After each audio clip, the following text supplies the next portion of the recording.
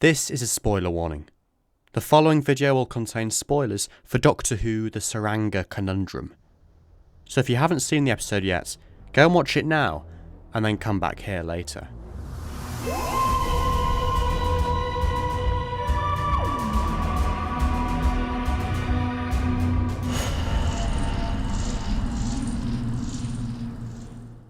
So I know I'm in the minority here, but I really rather liked this week's episode. I thought it opened in a really interesting, inventive way. When was the last time I had an episode that opened in the middle of another unseen adventure? Well, I think I make it Face the Raven back in 2015, but that's besides the point. It's a refreshing way to start, especially following 4 episodes that presumably all took place in a relatively short space of time. The fact that Team TARDIS is already in the middle of an adventure is echoed well by the camera movements, with the opening shot gradually panning back from the junkyard vista to reveal Ryan, the Doctor, Graham and Yaz with their metal detectors. It was a very inventive way to open the episode, and to me felt quite reminiscent of the more serialised approach taken in the classic era, when each part of a story subsequent to the first would start midway through the action. The explosion of the sonic mine was the catalyst for the adventure to follow, throwing the Doctor and her friends into an unusual, futuristic setting.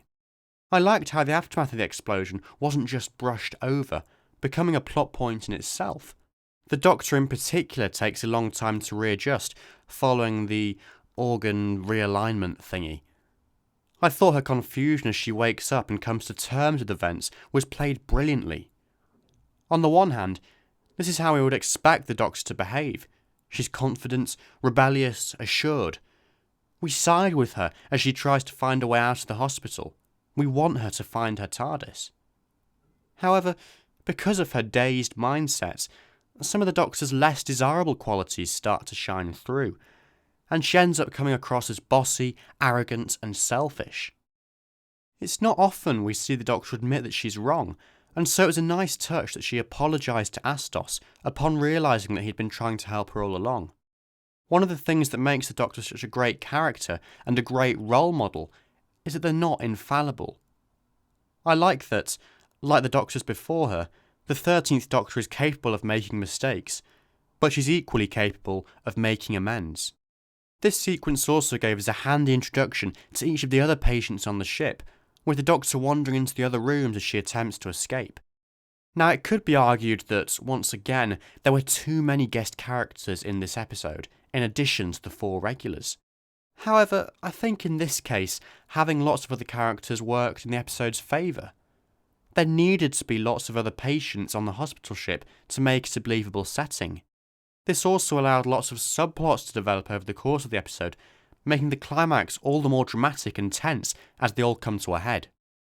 For me, Eve, Durkas and Ronan were the least developed of the side characters, and the weakest overall, but the actors involved still did a good job in these roles. As others have pointed out though, I'm not really too sure why the episode needed Ronan, and it would have probably worked just as well without him. Up until now, the show has never really tackled pregnancy before, so it was interesting to see it explored in this episode, especially from the male point of view, in the form of Yos. It's an interesting reversal of Jodie's casting as the Doctor, with a male taking on something that is exclusively female. Yos was, perhaps, one of the more questionable aspects of the episode, though having said that, I didn't really mind him as a comedic side character.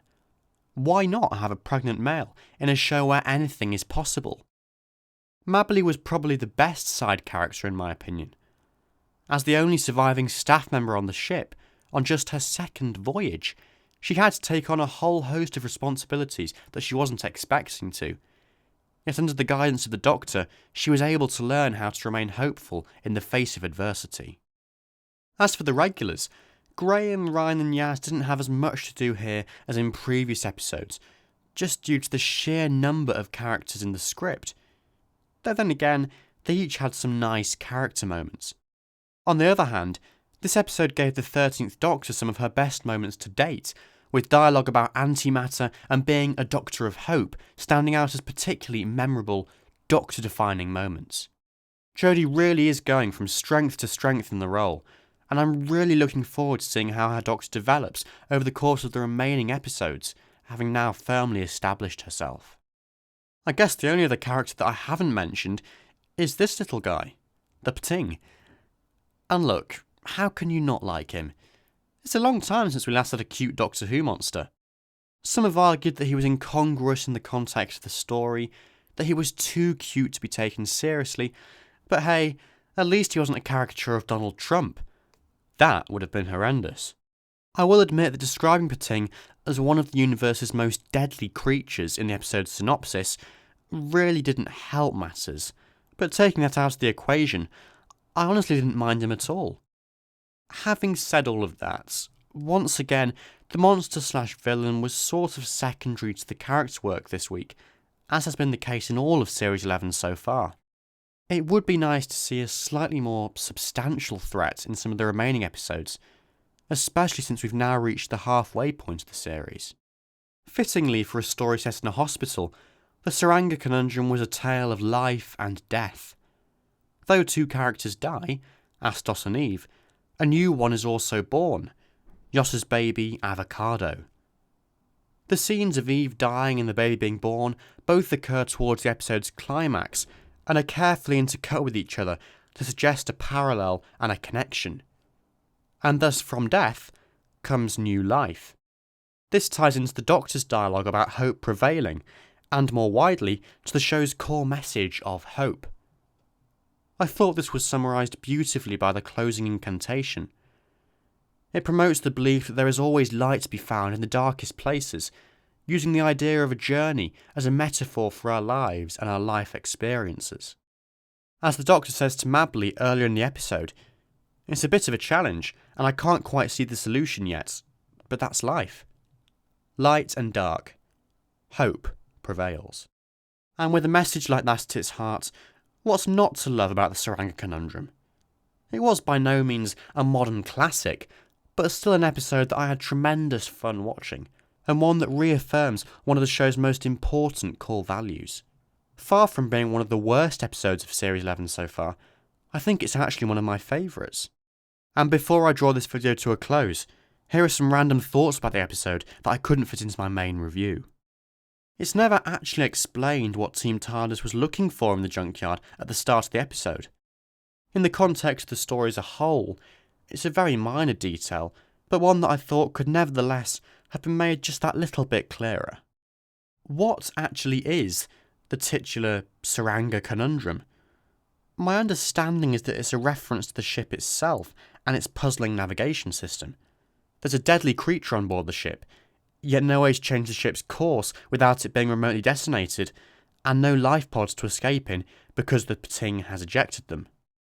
On a broader level though, it could just refer to the many problems faced by the Doctor in the episode, and the solutions that she must employ to save the ship and everybody on board. Once again, the series' overarching theme of family was a prominent part of the episode.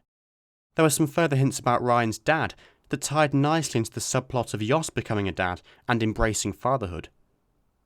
We also got a pair of siblings in the form of Eve and Durkas. At the start of this series, Christian declared that no old monsters would be returning. Yet if you look hard enough on the control panel before the Pting is identified, there are cameos from a whole host of familiar faces. Davros, an Ood, a Cyberman, a Weeping Angel, a Slitheen, a Sontaran, a Silence, a classic Silurian, and a Zygon. Though it's perhaps worth noting that there's no Dalek featured. Now read into that what you will. So that does it for this review. I'd love to know what you thought of the Tsuranga Conundrum, so please post your thoughts and mini-reviews in the comments below. Thank you so much for watching, and I'll see you next week for my review of Demons of the Punjab.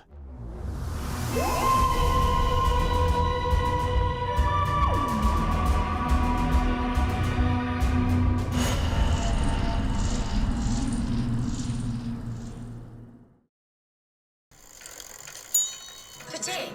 What's that? Is a machine that goes. Fitting.